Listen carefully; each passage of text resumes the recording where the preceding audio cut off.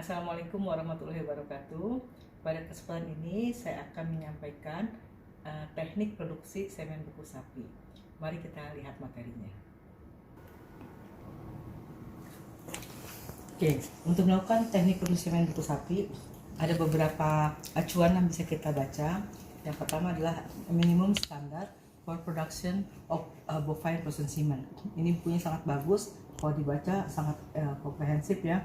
Kemudian juga ada buku mengenai Artificial Insemination Manual for Cattle yang edisi revisinya yaitu tahun 2004. Edisi pertamanya tahun 1992. Ini digunakan untuk teknik di Jepang.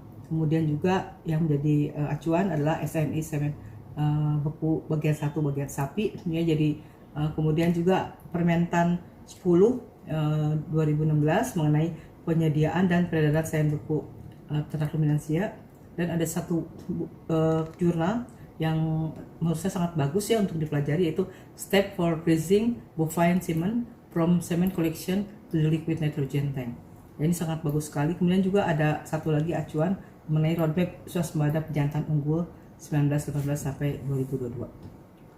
Nah, semen beku atau kita dikenal dengan istilah frozen semen itu adalah semen segar yang telah diencerkan menggunakan pengencer tertentu sesuai proses produksi sehingga beku dan disimpan dalam nitrogen cair suhunya minus 196 derajat Celcius dalam kontainer cryogenik atau kontainer nitrogen cair. Kemudian semen segar yang digunakan untuk semen beku ini harus berasal dari pejantan unggul. Nah, apa sih pejantan unggul? Pejantan unggul adalah pejantan normal yang telah diseleksi berdasarkan garis keturunannya, pedigree maupun dengan silsilahnya, kemampuan produksi dan juga reproduksinya. Nah, kemudian apa saja sih proses produksi semen beku sapi? Kita ketahui bersama. Dimulai dari semen ditampung dulu atau dikoleksi semennya, kemudian semen yang telah dikoleksi dievaluasi di laboratorium. Setelah itu dilakukan evaluasi secara makroskopis ya. Di situ ada macam-macam kriterianya, kemudian juga evaluasi secara mikroskopis.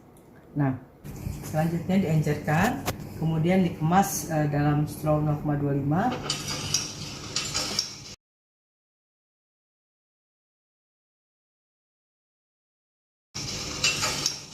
Kemudian dilakukan ekuilibrasi pada cool top, kemudian dilakukan pembekuan, penguapan dalam mesin pembeku atau kita sebutkan pre-freezing, kemudian disimpan pada kontainer depo. Nah, kita akan mulai bahas satu persatu. Yang pertama adalah mengenai koleksi semen. Nah, koleksi semen pertama ini diawali pertama adalah persiapan pejantan. Nah, kita tahu bahwa pejantan ini sebelum koleksi semennya harus dimandikan dulu. Kemudian juga panjang rambut preputium juga harus diperhatikan. Preputium rambutnya tidak boleh dipotong sampai habis, tapi disisakan 2 cm karena dia juga akan melindungi bagian dalam dari penis. Kemudian juga kalau akan dikoleksi semennya, jangan lupa bagian prepusiumnya dicuci menggunakan air yang layak minum atau pakai NaCl fisiologis 0,9%. Nah, kemudian kalau kita menggunakan air tadi ya, air hangat atau air NaCl fisiologis, sebaiknya itu dikeringkan dengan menggunakan elektronik vacuum cleaner. Tapi kalau tidak ada, paling tidak air sisa yang menetes tadi dikeringkan dengan handuk yang bersih, dan satu handuk digunakan untuk satu pejantan. Nah, kemudian kalau setelah selesai dikoleksi dilakukan setelah dimandikan. Nah, di sini juga teasernya juga sama. Teasernya juga harus teaser itu adalah pejantan untuk untuk penggoda ya, atau digunakan juga dummy. Nah, dilakukan jangan lupa setelah dimandikan juga kalau bisa ditutup bagian belakangnya menggunakan apron.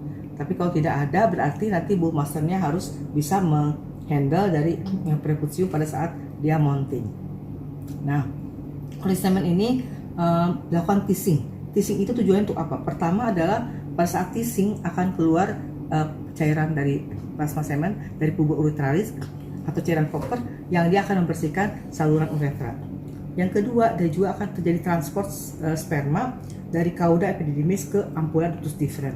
Nah, kemudian setelah di teasing, kemudian dilihat perubahan mukosa penisnya. Kalau mukosa appendixnya sudah memerah, berarti dia sudah siap untuk ditampung semennya. Nah, di sini kita perhatikan juga vagina buatan yang digunakan. Kalau vagina buatan untuk sapi-sapi eksotik, sapi-sapi limosin, simental, itu bisa menggunakan vagina buatan yang standar, yaitu yang panjangnya 40-45 cm. Namun, untuk sapi-sapi yang mempunyai penis yang pendek, sapi-sapi lokal, maka bisa menggunakan vagina buatan yang panjangnya hanya 20 cm. Nah, selanjutnya seperti biasa disiapkan vagina buatan. Nah, vagina buatan ini kita masukkan air hangatnya kira-kira suhunya 50 sampai 55 derajat Celcius. Yang penting adalah suhu akhir vagina buatan pada saat akan mengoleksi, pastikan suhunya 42 sampai 44 derajat Celcius.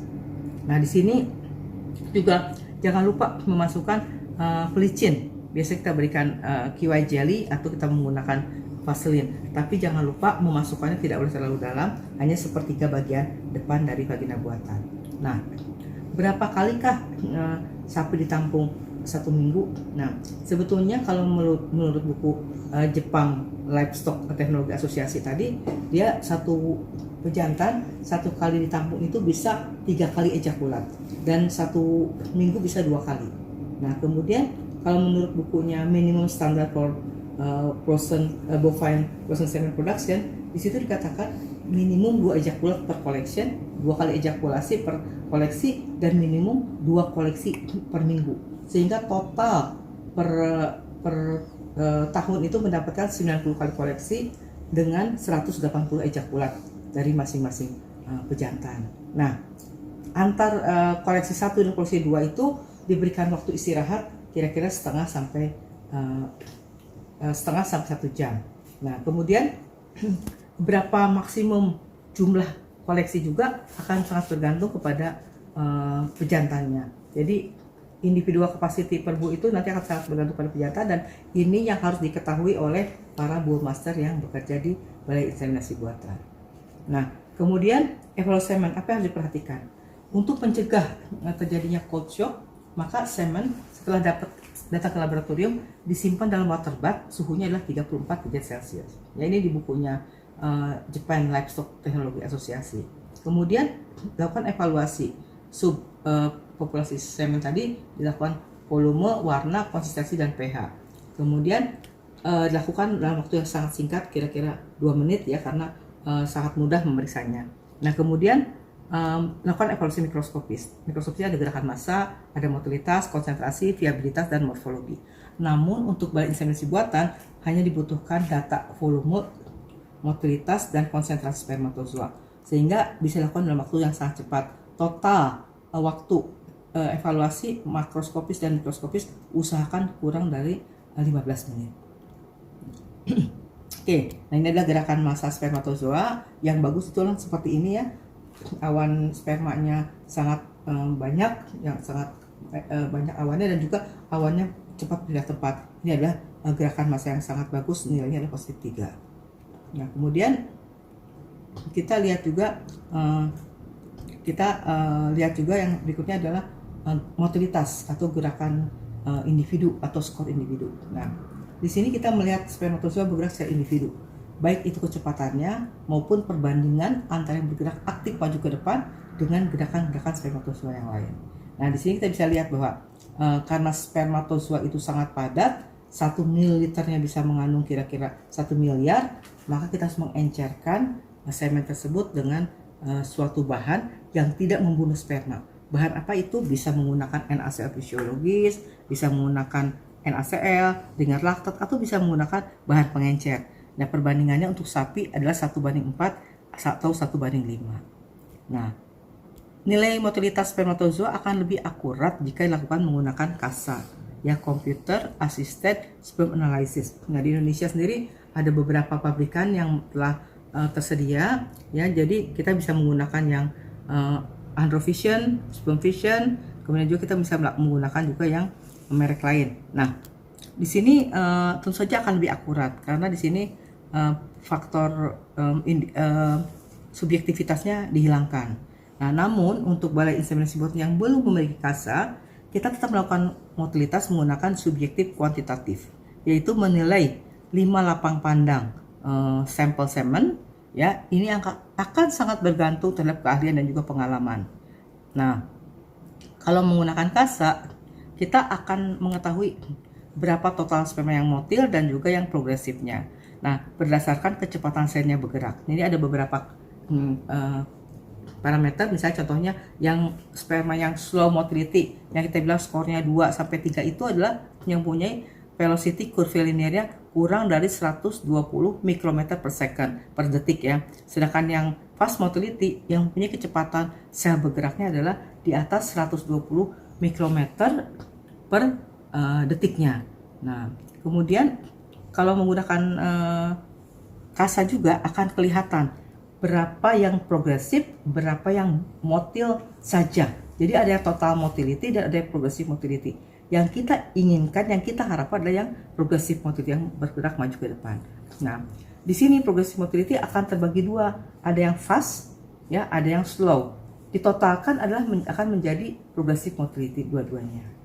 Nah, bagaimana dengan yang subjektif? Caranya saya kira sudah saya demonstrasikan di beberapa konten sebelumnya. Nah, di sini kita melihat perbandingan spermatozoa yang maju ke depan dengan gerakan-gerakan spermatozoa yang lain, nilainya dinyatakan dalam persen.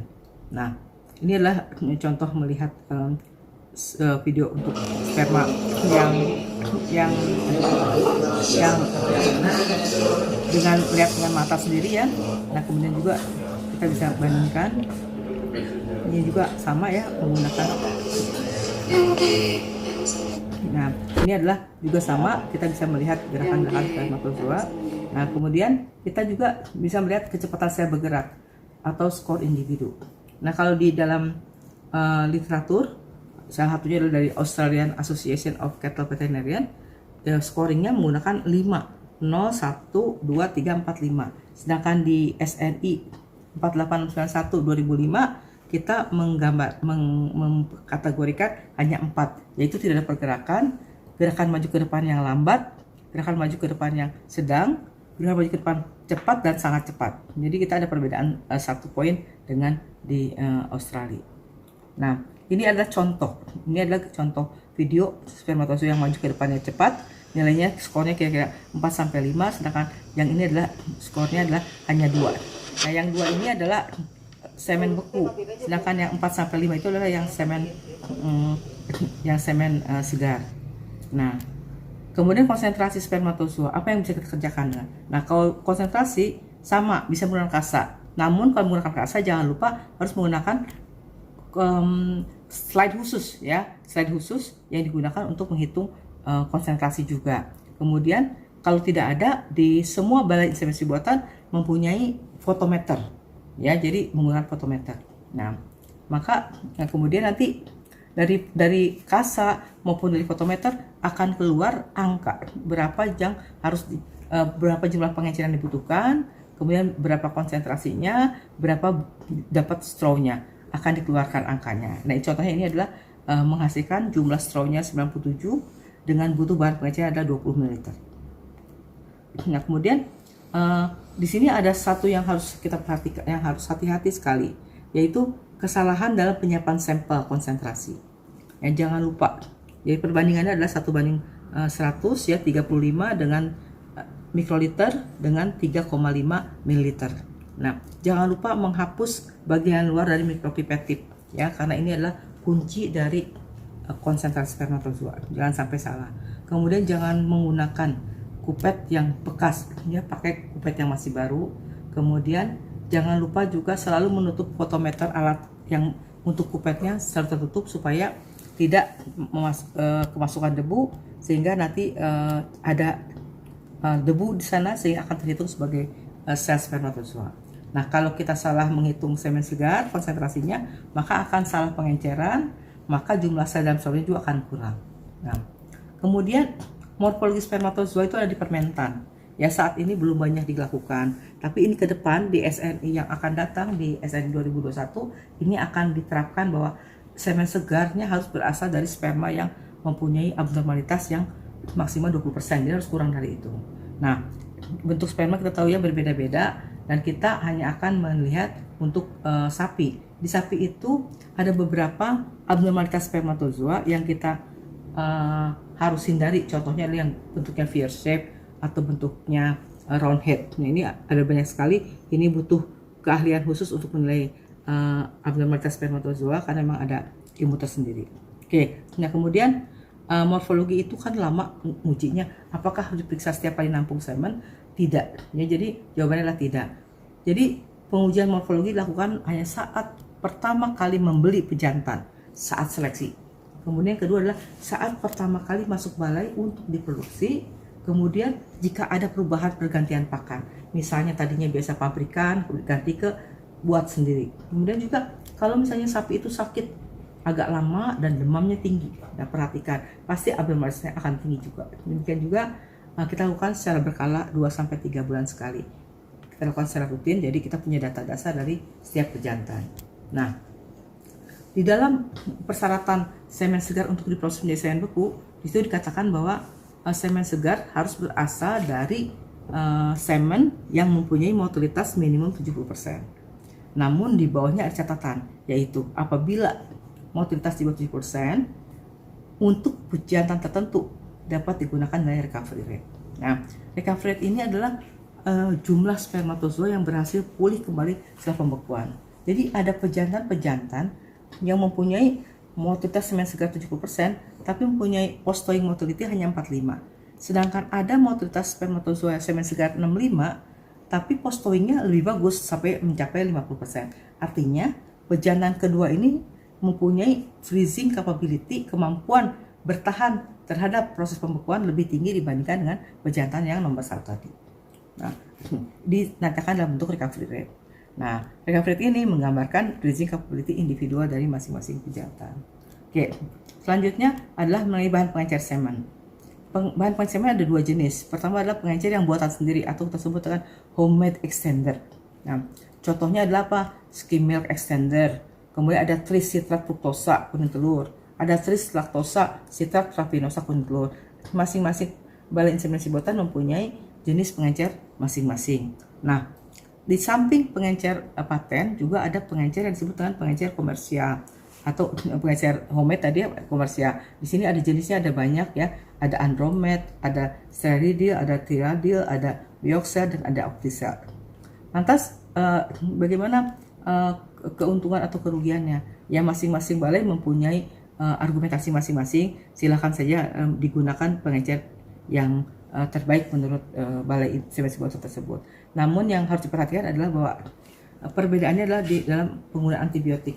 Saat ini antibiotik yang digunakan di Indonesia adalah pada semen itu adalah pada pengencer itu adalah penicillin dan streptomycin. Nah, namun ada regulasi internasional yaitu Certified Semen Services yang memberikan minimal requirement untuk kontrol penyakit yang dihasilkan oleh balai inseminasi buatan. Jadi dalam regulasi itu dikatakan bahwa antibiotik yang digunakan adalah 4 jenis, yaitu ada tilosin, ada gentamicin, ada lincospectin. Nah, ini keuntungannya kalau menggunakan pengencer paten, maka sudah menggunakan antibiotik yang disarankan oleh Certified Semen Services tadi. Nah, yang berikutnya apalagi yang kita harus ketahui mengenai faktor pengenceran semen atau kita sebut dengan dilution factor. Nah, faktor pengenceran semen itu akan menggambarkan dosis inseminasi dalam jumlah dosis sel dalam atau jumlah straw yang dihasilkan. Nah, yang model pertama digunakan contohnya adalah di Kanada, kemudian di Amerika. Itu adalah model pertama, itu adalah model 1. Itu sangat ketat, yaitu mengalihkan volume semen, dikalikan konsentrasi, dikalikan motilitas, dikalikan sperma yang normal saja. Namun dosis inseminasi per straw-nya hanya 20 juta. Nah, model kedua adalah mengalihkan 3 faktor saja, volume semen, konsentrasi, dan motilitas dibagi dengan dosis inseminasinya 25 juta. Nah, model ketiga, volume semen kali konsentrasi dibagi dosis IB. Nah, ini ada perbedaan nanti mengenai jumlah sel dalam straw-nya masing-masing. Oke. Nah, kalau di buku, di jurnal yang ditulis oleh mengenai step for freezing bovine semen ini, contoh perhitungan sebagai berikut ya. Ini ada semennya katanya 9,5 ml. Kemudian progresifnya 75%. Morfologi yang normalnya adalah 80%. Konsentrasinya 620 juta per mililiter. Nah, dia akan mengalihkan dulu. Yang pertama adalah volume semen dengan konsentrasi per mili.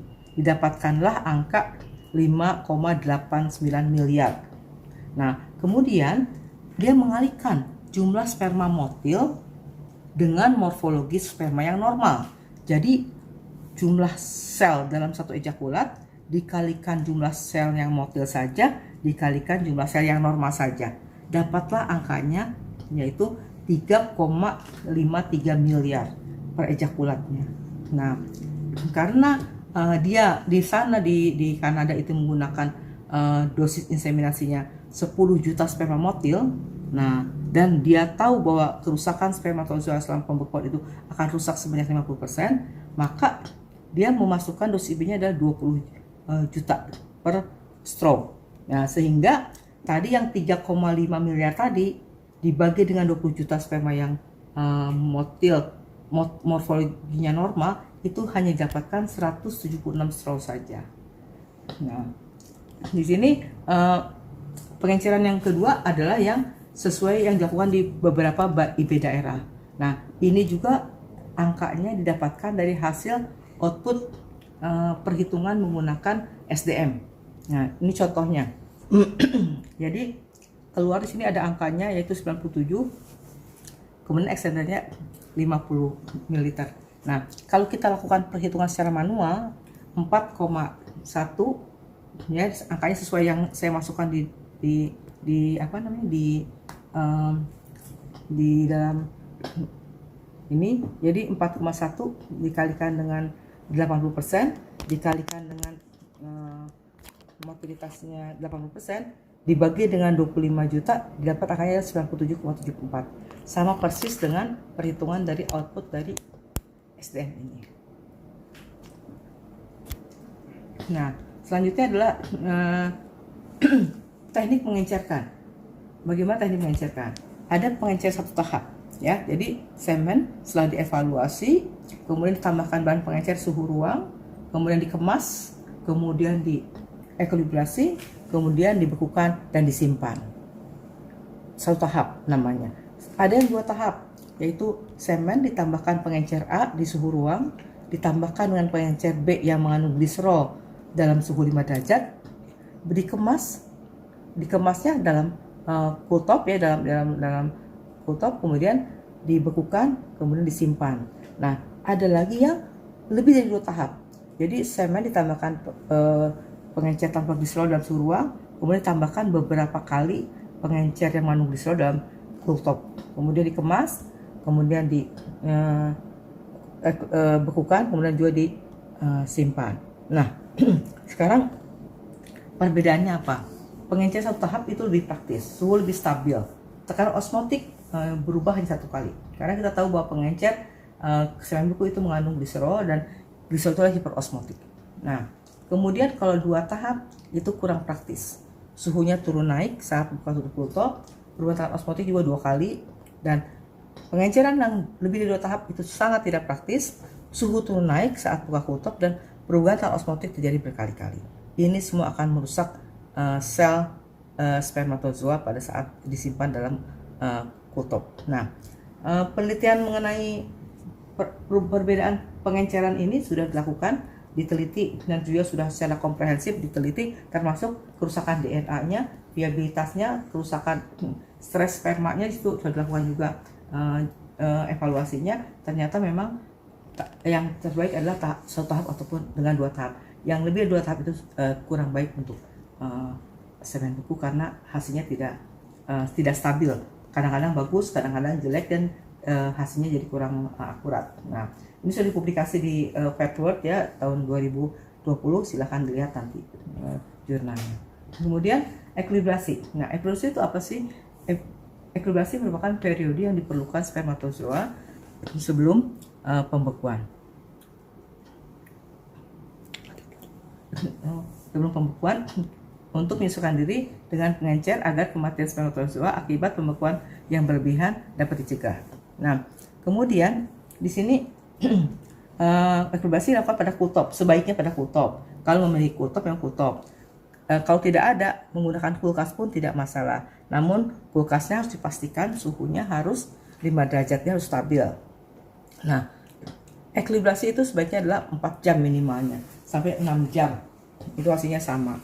Namun kalau menggunakan pengencer yang khusus ya, contohnya pengencer yang Optisel misalnya, ternyata sudah diteliti dan sudah dipublikasikan bahwa 2 jam saja hasilnya sama dengan 4 jam. Jadi akan sangat menghemat waktu pengerjaan proses produksi semen beku nanti. Nah, meskipun secara umum untuk semua jenis pengencer terbaik adalah 4 jam ya. Jadi ini bisa menjadikan acuan untuk kita semua. Oke, dan pre-freezing itu dilakukan sebaiknya memang kalau memiliki alatnya menggunakan mesin pembekuan ya, ada banyak jenisnya. Tapi kalau tidak ada pun kita bisa menggunakan styrofoam dengan mengatur ketinggian nitrogen dengan straw sehingga hasilnya tetap sama baiknya ya. Kalau PIB yang dulu punya mesin digit cool atau ice cube ya silahkan menggunakan styrofoam, hasilnya sama baiknya. Oke, kemudian semen bekunya harus dilakukan pengujian 24 jam setelah dibekukan. Nah, di sini dilakukan sebaiknya oleh 2 orang yang sangat berpengalaman ya, supaya jangan ragu-ragu menilainya. Nah, dikatakan juga dalam standar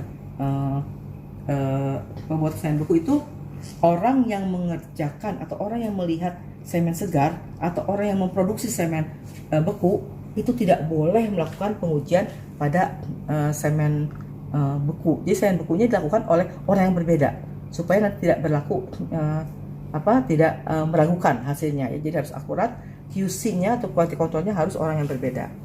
Nah, di sini kalau di luar negeri menggunakan 20 juta ya untuk di bukunya minimum standar tadi.